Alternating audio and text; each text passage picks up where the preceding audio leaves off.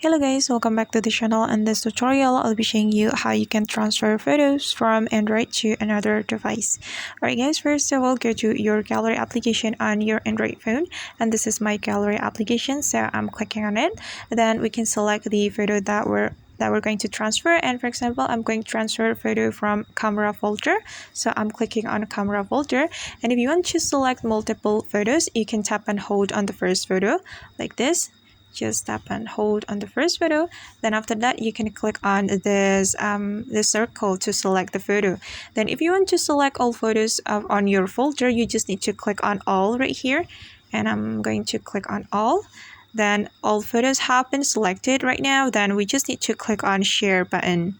Then you can select the transfer method. You can transfer by Bluetooth, quick share, nearby share, WhatsApp, Instagram, or Telegram. It's up to you, but if you want to transfer to another Android device, I recommend you to choose nearby share or quick share.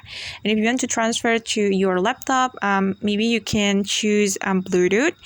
And that's it guys. That's the tutorial to transfer photos from Android to another device. I hope this tutorial will be helpful for you. Thank you so much for watching, and see you on the next video.